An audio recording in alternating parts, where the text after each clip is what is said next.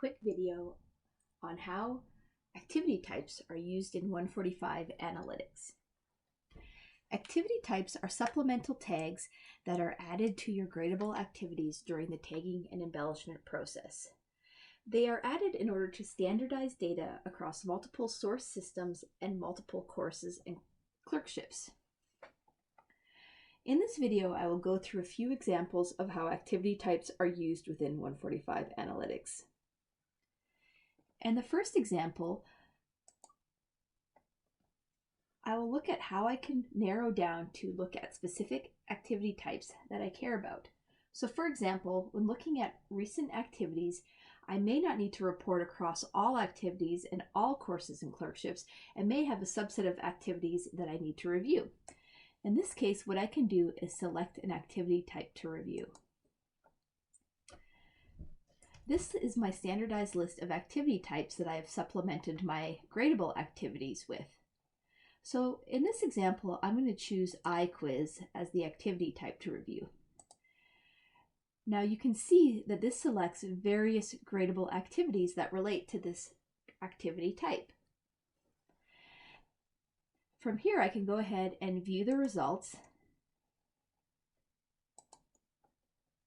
And I'm narrowed down to seeing only the activities that I'd like to report on rather than all activities.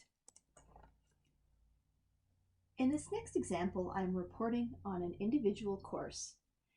And by default, I'm looking at all of the activities within the course.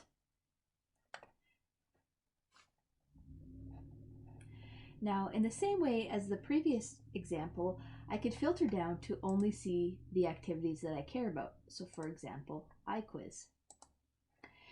And now I'm narrowed down to these three activities.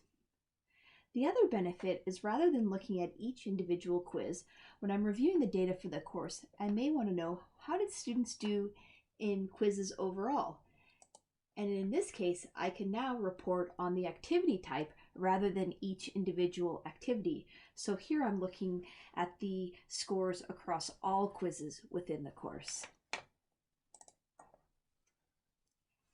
In this final example, I'm looking at a trajectory report for an individual student, Kathleen Adams.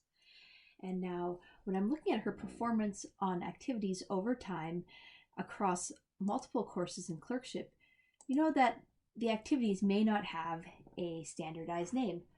Through using the activity type filter, I can now narrow into a specific activity type and monitor Kathleen's performance over time, even if each individual activity has a unique name. I hope this is helpful, and please let us know if you have any additional questions.